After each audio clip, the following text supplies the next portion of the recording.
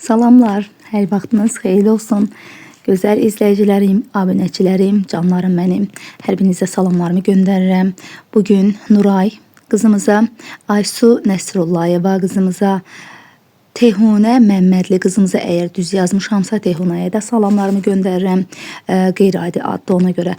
Ayan qızımıza salamlar, Xalidə Əliyeva qızımıza salamlar, Şəfa Mustafayeva, Hüseyin Məmmədli, Aysel İsabalayeva, hər birinizə salamlarımı göndərirəm.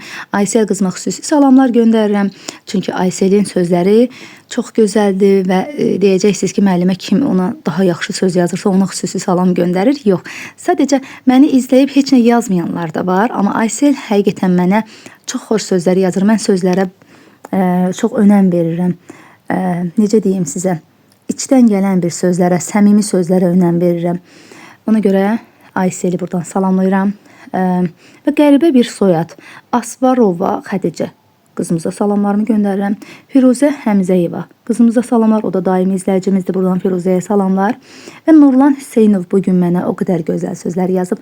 Hələ deyərsəm ona cavab yazmamışam. Ən sonda oxumuşam onun mesajını.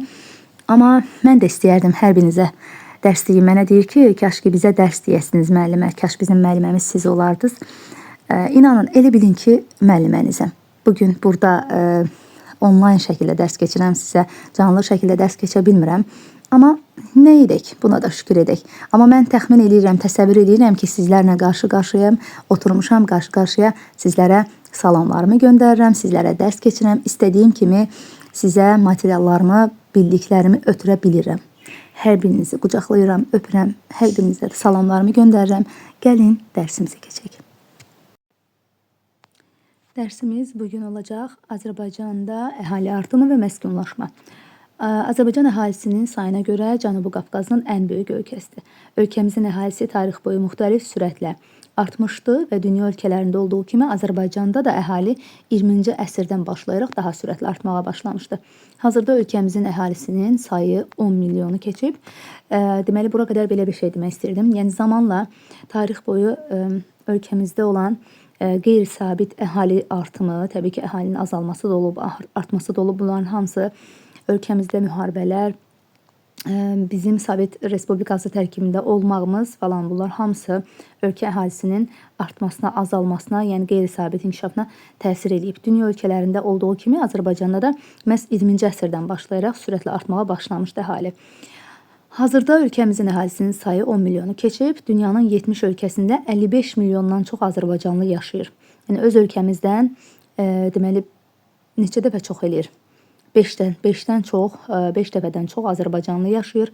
Cənubi Azərbaycanda, yəni İranda onların sayı təqribən 40 milyondan çoxdur. Buradan bütün azərbaycanlılara sevgilər, salamlarımı göndərirəm. Əhalinin artımının yüksək olduğu illərdə Azərbaycanda çox uşaqlı ailələr üstünlük təşkil edirdi. Hazırda ölkəmizdə 1 və ya 2 uşaqlı ailələr daha çoxdur. Yəni təbii artım nisbətən bəzi bölgələrimizdə əhali artımı aşağı düşmüşdür. Amma ümumi ölkə üzrə artım yüksəkdir.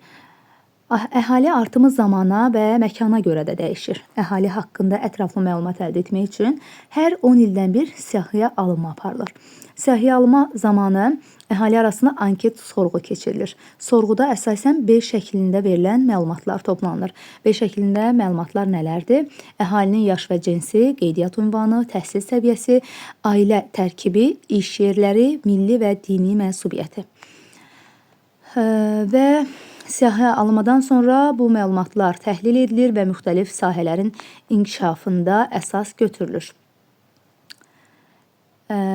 Burada görək nədən danışır. C xəritəsinə də baxaraq burada əhalinin hər 1000 nəfərə düşən təbii artımdan məlumatdır bunlar. Təbii artımla bağlı məlumatdır. Ümumiyyətcə, təbii artım uşaqla hər 1000 nəfərə düşən sayla ölçülür. Təbii artım nə deməkdir? Təbii artım doğulanlar və ölənlər arasındakı fərqə deyilir bir il ərzində.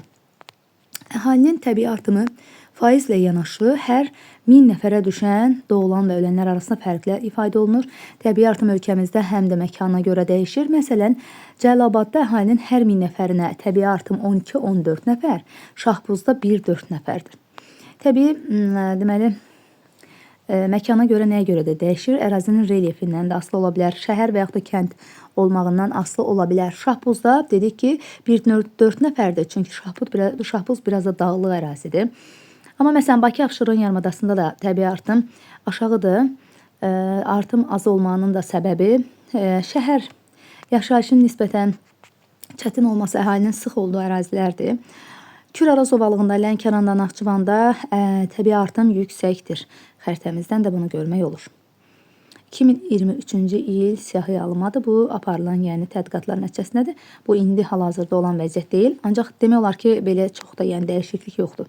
Azərbaycan əhalisi ölkənin ərazisi üzrə qeyri-bərabər paylanmışdır. Buna təbii, iqtisadi, sosial amillər və əhalinin artımı təsir edir. Deməli, əhali ölkə üzrə qeyri-bərabər paylanmışdır və bunun da səbəbi nə oldu? İqtisadi amillər, sosial amillər ola bilər, təbii və əhalinin artımı təsir edə bilər. Dağlara yaxın ərazilərdə yerləşən düzənliklərdə əhali nisbətən çoxdur. Kəndlərin sayı çox, tutduğu ərazi böyük olsa da, burada əhali seyrək yaşayır. Şəhərlərdə isə əhali daha sıx məskunlaşmışdır. Əhali sıxdır, ancaq təbii artım şəhərlərdə daha aşağıdır. Belə. Bundan sonraki dərsimiz də maraqlıdır. Ancaq gəlin tapşırıqlarımıza keçid alaq. Deməli, anket sorğuda nə üçün B şəklində qeyd edilən suallar verilir? Anketdə hansı suallar əlavə edə bilinir? Deməli, bu suallara əsasən əhali haqqında əlbəttə ki, ən vacib məlumatları əldə etmək mümkündür. Əlavə sual olaraq siz belə də yaza bilərsiniz. Təhsil səviyyəniz nədir? Hal-hazırda işləyirsinizmi? Hansı sahədə çalışırsınız? Harada yaşayırsınız? Ev şəraitiniz necədir?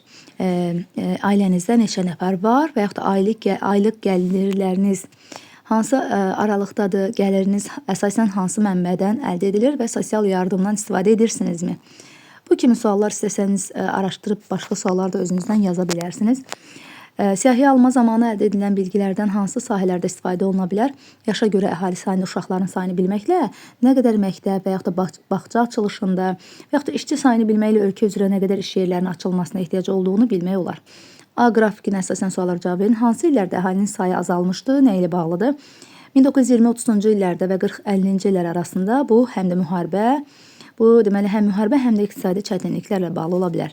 Hansı ildən etibarən əhalinin sayı davamlı olaraq artmışdı? 1950-ci ildə, 20-ci əsrdə. Qrafika əsasən 2030-2050-ci illərdə BMT proqnozunu şərh edin. Sizcə bu proqnoz özünü doğrultmaya bilərmi? Proqnoz əsasən 2050-ci ilə əhalinin sayı 11 milyona qədər artacaq. Lakin C xəritəsinə əsasən əhali artımının əksər rayonlarda aşağı olmasını nəzərə alsaq, əhalinin sayı bundan az ola bilər. Təbii ki, gələcəkdə bizi nələr gözləyir, onu deyə bilmərik. Hansı müharibə və yaxud da pandemiya, hansı bir xəstəlik falan, bunlar təbii ki, əhalinin artımına təsir edən ən önəmli amillərdəndir. İqtisadi çətinliklər mi olacaq, əksinə yüksəliş mi olacaq, yaxşı olacaq, hər şeyi bilmək olmur. Əhalinin artımını ümumi proqnozla deyə bilərik ki, indikinə nəzərən, indiki artıma və yaxud da azalmaya nəzərən biz proqnoz edə bilərik. Heç nə dəqiq demək olmaz. C xəritəsinə əsasən əhali artımına görə rayonları cədvəldəki kimi qruplaşdırın. Ən az Sədərək, Şahbuz, Bakı, Abşeron, minə 6 nəfərdən az Quba, Qusar, Şəki, minə 6 nəfərdən çox Lerik yardımlı Biləs var, ən çox Cəlilabad yardımlı və Qobustan. D xəritəsinə əsasən siz özünüz də həmin xəritədə baxıb rayonlara uyğun yaza bilərsiniz. Mən tələsik formada yazıram, bunları çəkirəm ki, bilirəm biraz gecikmişəm, artıq bir həftədir mən sizlərə video paylaya bilmirəm. Kritik vəziyyətdir, çətindir, ona görə məni anlayırsınız. İnanıram ki.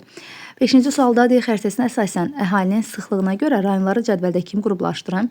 Yenə 3 rayon. Əhalinin sıxlığı hər kvadrat kilometrdə 105 nəfərdən az deyərkən Xızı, Ordubad, Oğuz və yaxud da Şahbuz. Əhali sıxlığı hər kvadrat kilometrə 105 nəfərdən çox deyirsə, Bakı, Abşeron, Ağdam. Yəni əhalinin sıxlığı harda çox olacaq? Şəhər ərazilərində daha çox, amma təbii artım da həmin yerlərdə az olur. Tovuz rayonunda 2023-cü ildə əhalinin 1000 nəfər arasında doğulanlar arasında say 14, ölənlər isə 7 və əhalinin təbii artım məsəl təbii ki 14-dən 7 çıxacaq, 7 nəfər eləyəcək. Təbii artım hər 1000 nəfərə 7-dirsə, o da 6,1 və 10 nəfər arasında olduğu cavabı doğrudur. Dərsimiz bu qədər. Hər birinizdə uğurlar arzulayıram. Gələn dərsimizə çalışacağım, bazar günü çəkib sizlərə paylaşım. Öpürəm hər birinizi. Özünüzə yaxşı baxın. Sağ olun.